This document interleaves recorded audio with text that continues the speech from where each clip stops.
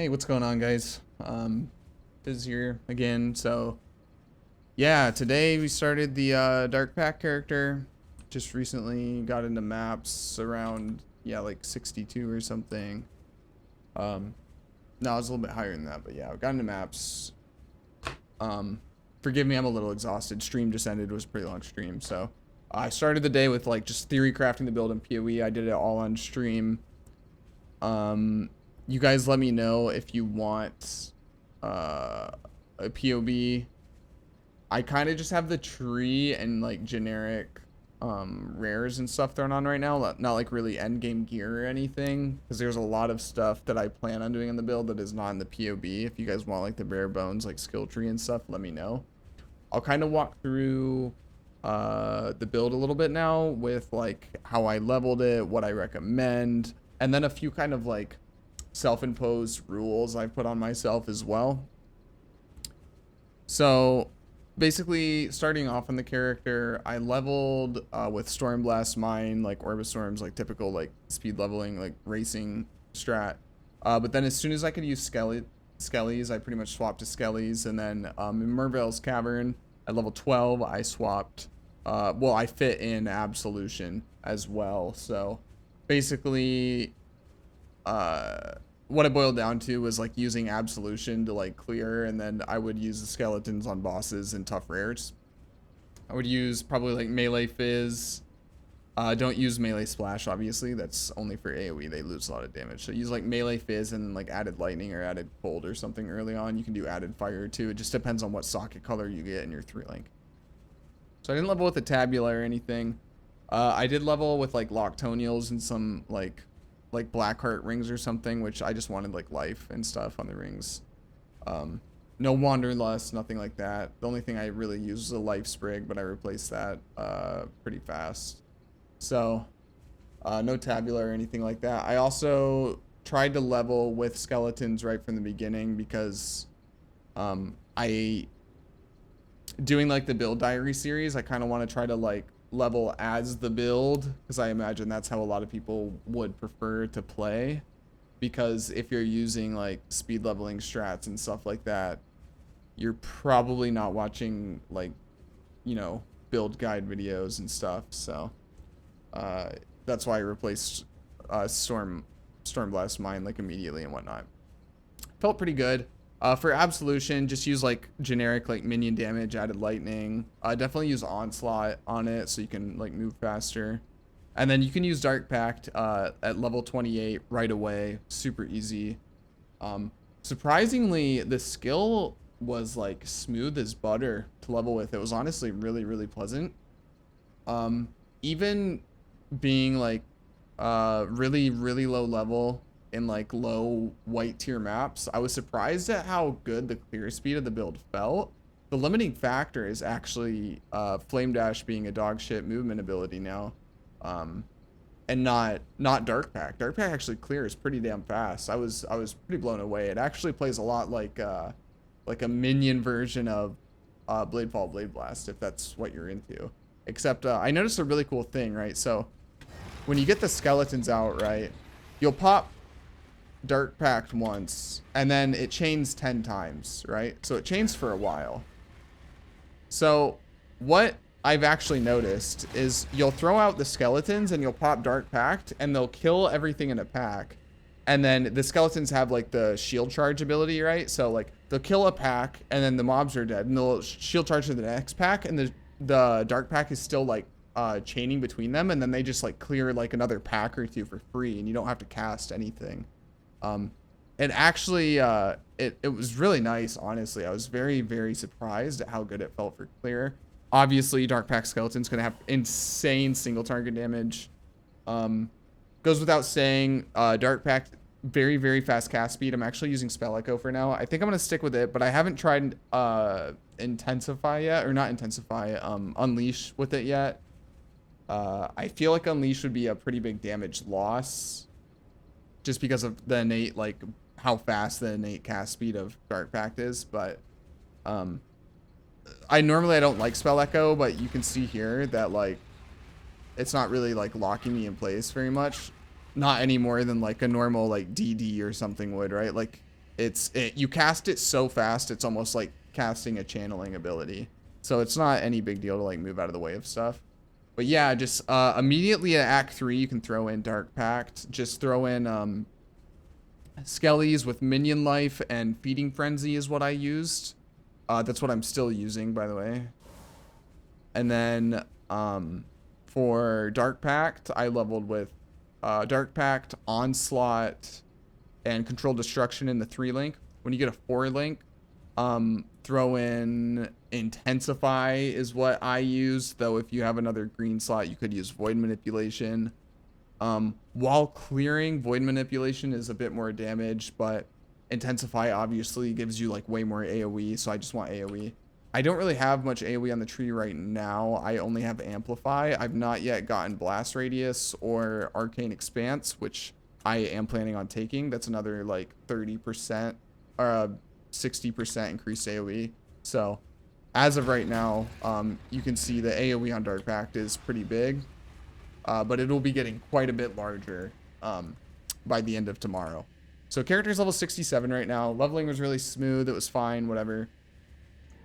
For labs, I went Mindless Aggression into Unnatural Strength and then Mistress of Sacrifice. I would recommend you do too. Uber Lab will obviously be Bone Barrier. I don't really get anything from anything else. Commander of Darkness is okay. Essence Glutton, honestly, if you like really wanted to, you could take Essence Glutton for like quality of life and then spec out later.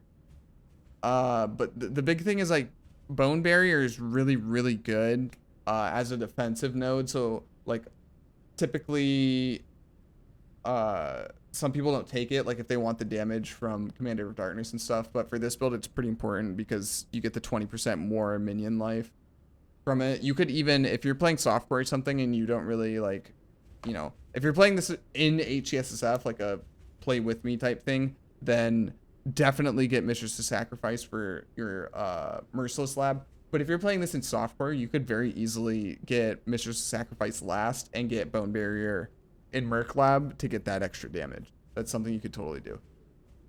So yeah, other than that, this is what the tree currently looks like. So I originally pathed up to Arcanist Dominion, Heart and Soul, and got Lord of the Dead. Got all 3 clusters here. After that, I actually went all the way up here and got Cruel Prep and then rushed Death Attunement. I wasn't really paying attention when I was placing the nodes. I don't recommend doing that. I would get Lord of the Dead, this cluster here, and then just go down, get Retribution, Discipline and Training, and Sacrifice. Because you're going to want like all the minion health nodes like here and down here. By the time you get Dark Pact, you're really going to want it because bosses can still shred the skeletons early. But honestly, I started using them like right at Dominus and it was no big deal. I did not do... I didn't do first lab until like halfway through Act 5. The reason being, the small node here gives 10% increased minion damage and 10% increased life, and then a bunch of minion stats here. So basically, all I would get is 10% increased life on the skeletons until I got to Spiritual Aid, and I did not take Spiritual Aid until around halfway through Act 5, which is when I did the lab. So... once I did that, I went down and grabbed Mindless Aggression, and then I got a huge damage boost out of it. So, yeah, that's pretty much it. I'm using Spectres. I'm using Frenzy Apes for Frenzy Charge generation. I looked around, and I didn't really see anybody using Animate Guardian setups in this. Obviously, this type of build is not very popular. It's a very, very underplayed skill, so there's not a whole lot of other stuff to really draw from. I know Gazzy has like a Dark Pact guide. I skimmed through it, but a lot of it's not very relatable to like HCSSF, honestly. So I guess the one really big thing to note here is I'm not going crit on this build. Endgame, if I feel like I don't have damage, I will go crit, but as of right now, I have no plans on going crit. So... I'm gonna put Animate Guardian in this setup. It should just give me, you know, like the 10% move speed from Victarios, a bunch of free damage, a little bit of extra survivability, stuff like that. I'll throw it in, and if it feels good, I'll keep using it. And if it doesn't, then whatever, I'll put it away. But I don't see a reason not to use Animate Guardian right now. It only cost me 1 socket, considering you're already scaling a bunch of like minion life and stuff like that in your links, and you scale so much minion life on the tree and everything, there's no way that it could possibly die realistically. So I don't see any reason not to throw it in for the free utility that you get from it. So yeah, I mean, the build feels great. I'm running wither totems with multi-totems. Other than that, smoke mine, flesh and stone, summon skitterbots. Flesh and stone and skitterbots are the only auras I'm running. They're the only auras I plan on running. For now, in my triggercraft wand, you can see this wand is pretty dog shit. This is like literally a wand I picked up on the beach. I alteration spammed it like 3 times and got +1 chaos. And then I put triggercraft on it when I hit level 60. So this will be fine for now. I'm actually kind of losing out a little bit because it's just a +1 chaos gem. Once I hit 72, I'll need to craft a convoking wand for a +1 to minion gems because Dark Pact is also a minion gem. So that way the skeletons get a +1 and the Dark Pact gets a +1. So for now, a lot of the gear, I'll cycle through it. It's kind of like mediocre. It's like leveling gear. Nice roll on the belt in terms of life. The boots or whatever. The shield is like absolute dog shit. Like the rings I have are actually quite good. It's tier 2 and tier 1 life respectively with a bunch of other useful stats. The chest piece is pretty decent. It's a 5 link. And then the helmet's okay. It's, you know, 1 res, 70-ish life, and then +1 to socketed minion gems. And then amulet's also quite bad. So that's pretty much it. I'm ending the character here today. I'm not gonna do a map playthrough. I'll do a map playthrough at the end of tomorrow, but yeah, the build honestly surprised me. It's done. I figured it to be pretty okay, but it's actually blown me away with how smooth it's felt. So I'll go over now with the future tomorrow's play session, which I'll be streaming that as well. I'm gonna try to only play this character on stream. Tomorrow's play session, immediately as soon as I hit level 70, I'll be crafting fugitive boots and fingerless silk gloves to replace these leveling pieces. After that, 72, like I said, convoking wand, but I need to craft materials for it. So there's 2 different ways to craft the convoking wand. I can throw essences on it. Well, there's 2 different ways that I plan to craft it. I don't like fossil crafting. I don't really do a lot of delves, so it's not really a, you know, like a viable avenue for me to craft with.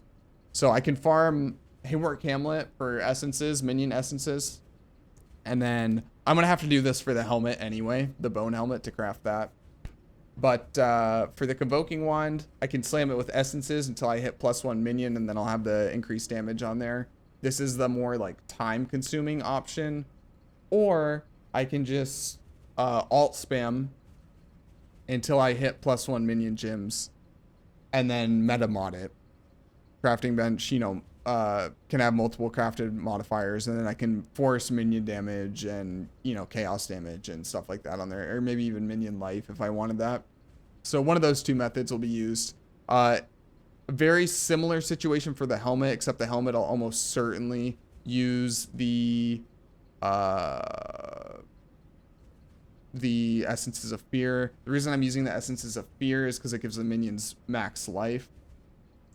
I don't know in the end if I'll really do this though, simply because like increased max life is nice and it will be noticeable, but the chances, like the amount of essences I would realistically have to go through to get like something with a good amount of life and +2, you know, and like some resistance as well. What I'm realistically going to end up doing with the bone helmet itself is probably just spam it in a harvest until I get +2 with some decent stats on it. That's realistically what will happen. Other than that, I'll probably want to get an amulet at some point with some chaos leech. We'll obviously want to curse on hit despair ring. And then I will also be working on, probably the next 2 days, probably not tomorrow, a shaper shield, you know, life on block. So the goal for tomorrow is to have immediately the gloves and the boots replaced with fugitive boots and fingerless silk gloves there. Maybe start working towards replacing the wand, replacing the amulet, and then being ailment immune by the end of the day tomorrow. So that's the goal for tomorrow. some of the self constraints I put here is like, I have like 6 links and stuff. I'm not gonna use them. It feels like cheating the build. I want to see how the build actually progresses through end game, stuff like that. So I'm not using like a bunch of placeholder gear. Like obviously I have some free bases and stuff sitting around. I will take those and I will craft them. I'm not gonna like do a complete fresh restart on every character I do in this series. But I don't want to just like have a bunch of endgame gear ready and just throw it on them as soon as I get to maps and I take that. If I have a nice piece or two, I'll use it, but I don't want to just always have a 6 link ready, always have a plus, like a +2 to all gyms wand, stuff like that. I don't want to just keep grandfathering a bunch of stuff onto the character, if that makes sense. So yeah, if you guys have any questions or anything, let me know. If you want to see the bare bones POB, also let me know. But disclaimer, if you guys want like something more akin to a guide, I need to play the character more and flesh out things that I want to do on it. Like I will be farming like a timeless jewel, all sorts of stuff like that in the future. I've looked around at different cluster jewels. I'm not going to go into depth and all that in this video, but yeah, just be warned. If you do want the POB, it is very bare bones. It's just the tree. It's all subject to change. This is only day 1 of the build. I theory crafted for like an hour and then made the character. Okay, like so it's work in progress for sure. Anyway, I think I'm going to end the video here. If you made it this far, let me know. Thanks a bunch. This will be the first entry in the series, so I'll try to do like this will be like the early game update, the mid game update, the late game update, and then videos of bosses probably if the character makes it that far. Anywho, really good grade for Dark Pact. Thanks for voting on this, guys. It's been a pleasure to play so far. But yeah, thanks a bunch for watching. I'm going to end the video here. If you like the video, thumbs up. If you like me, maybe consider subscribing, especially if you made it, 20 minutes into a video. Maybe you're invested enough to subscribe, maybe. But yeah, I'm gonna end the video here. Have a good night, guys. I'm gonna go do other things now. I've been playing PoE for a very long time now. Have a good one. Bye-bye.